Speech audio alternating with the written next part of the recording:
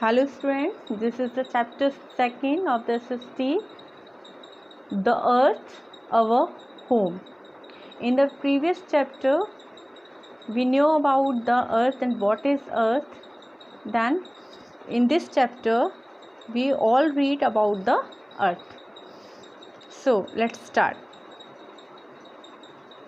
This is the compass. This is the diagram of compass given in your book. You see in this chapter, and write the directions, write the names of the 4 cardinal directions in this compass. So you draw this picture in your notebook and write the names of these directions. Okay, so this is the north, this is east, this is south, and this is the west. Draw like this diagram in your notebook.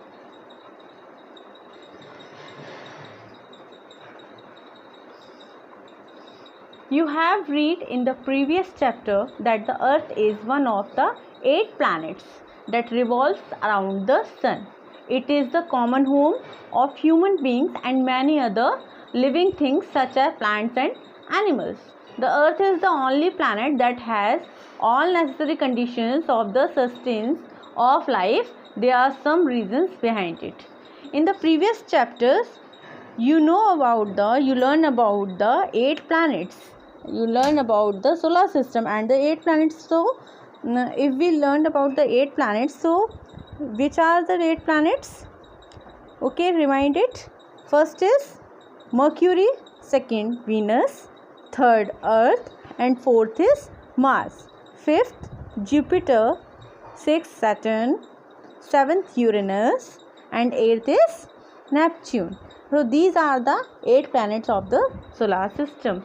And the earth is the 4th planet which have land and water, which is necessary for the human beings and the plants also. So the earth, our earth is home to all living things. These living things include plants, animals, and human beings. All living things need land, water, and air to live. All these things are present only on the earth. That is why earth is the only planet where life is possible. Because life is possible on the earth because it has land, water, and the air to live. Our earth is made of land and water. About 1/4 of the earth is made up of land and the rest is water. 1/4 is land only. So the earth had 1/4 is land. So all about it there is the water. So the earth is surrounded by a layer of air. It is called the atmosphere. It is a mixture of gases like oxygen, nitrogen, and etc. All living things need air to breathe. So all living things included the human beings needed the air to breathe. Human beings breathes oxygen and remains the carbon dioxide. All living things need air to breathe. Okay, the earth is surrounded by a layer of air. The earth is surrounded by a layer of air, and it is called the atmosphere. We surrounded by all the things which surrounded us, it is called the atmosphere, and it is a mixture of the gases like oxygen, nitrogen, etc. Then what is the shape of the earth? How looks like the earth is? The people of earlier times did not know the exact shape of and size of the earth. They thought it to be flat with sharp edges. People were scared of traveling to far off places. They thought that they would fall off if they went near the edge of the earth. So earlier times, the people did not know how exact the shape is. It's like a ball, it's like a flat surface. It's like they don't know how the earth looks like because they are on the earth. So how could they see the earth? So the Aristotle, a Greek philosopher, this is the picture of the Aristotle, a Greek philosopher and scientist, said that the earth was round, it has no sharp edges. He said what is the mean of philosopher? Aristotle is a Greek philosopher. So what is the mean of philosopher? Philosopher means a person who has developed a set of ideas and the beliefs about the meaning of the exact thing. So he is the philosopher, means darshanik. And scientists said that earth was round. He said, then the people after him, then the people said that the earth was round, and the earth is round, that we know about it because of Aristotle. It has no sharp edges, because in the earlier times the people think about that the earth is sharp edges, so they fear about it, that they fall, if they goes there then they fall. So around 500 years ago, Ferdinand Magellan, pronounced Magellan, a Portuguese sailor, started his journey from Spain to study the shape of the earth, because some people say that it is the round, looks like a ball, and some people say that no, it was flat, because the sky and the land was touched each other some distance far away. So that's why the Portuguese and the after the Aristotle, the Ferdinand and Magellan, a Portuguese sailor, started his journey from Spain to study the shape of the earth. So he towards the west, वो waste की तरफ गए. After selling for about 3 years they reached at the same place from where they had started. How can it this possible? Because this proved that the earth is round like a ball, because he started his journey, at the same place he ended. So this proved that the earth is round like a ball. If you stand on the roof of the tall building and look around, you will see that the earth and the sky seem to meet at the distance. If you stand on the roof, if you stand on the tall building, then you look around, then you see what you will see. Then you will see that the earth and the sky seem to meet same place, है ना. So then the meeting place where they seem to meet is called the horizon. This is the picture of the Ferdinand and Magellan. Okay, so then the meeting place of land and seas is called the coast. From the coast we can notice that the sky and the sea also seem to meet at a distance.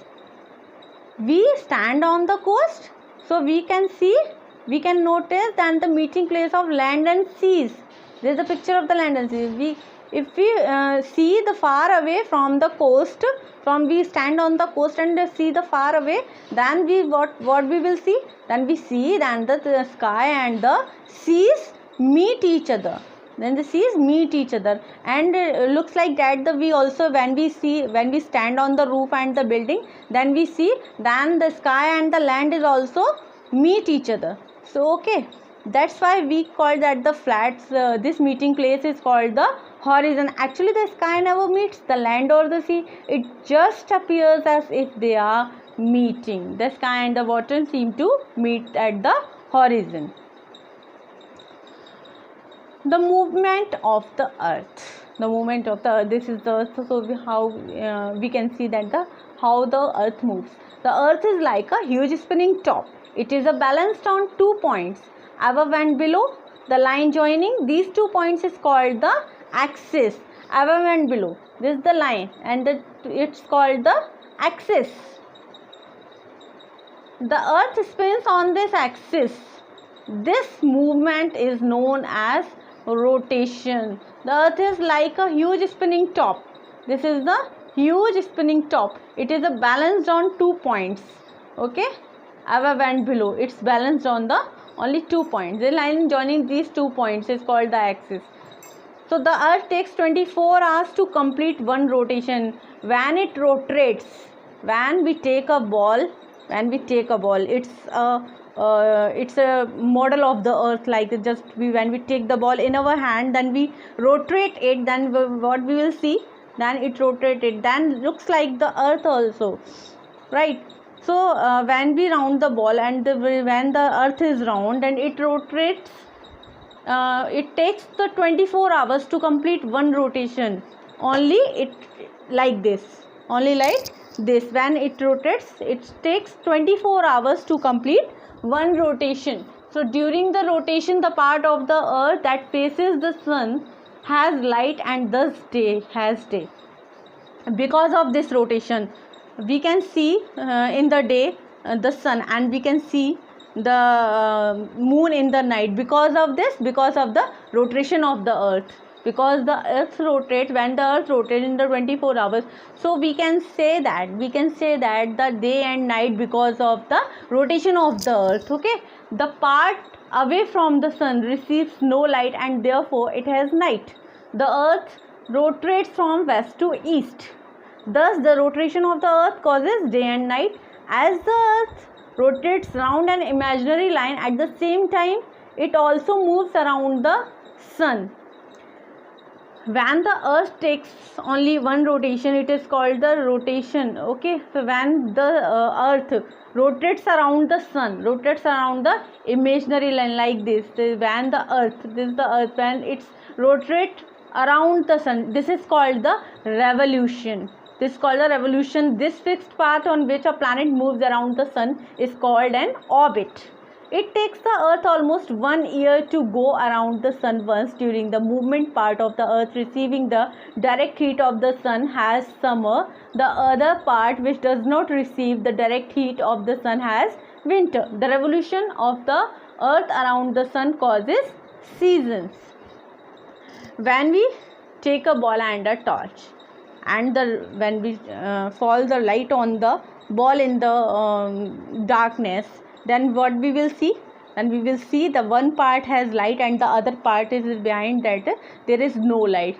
So just like the ball, the earth is also, when it rotates the sun, it rotates around the sun in 1 year. So it's called the revolution. And we in front of the, when the earth is in front of the sun, then the one part has the summer and the other part which has no light, it's called the winter. So because of only the, when the heat of the sun is also fall on the one part of the earth. So it takes the 1 year, it takes the 1 year to complete its revolution on its orbits. This is also the causes of seasons. With the sun, then the earth around the sun, the causes seasons.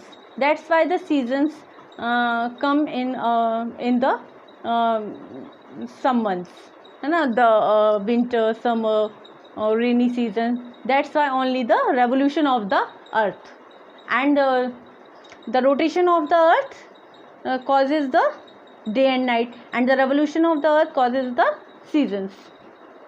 Man has reached even on the moon. Neil Armstrong and the Alvin Aldrin of the United States of America were the first man to land on the moon on 1969. So two persons who which comes first on the moon, man has reached, or the two persons, that the Neil Armstrong and the Alvin Aldrin.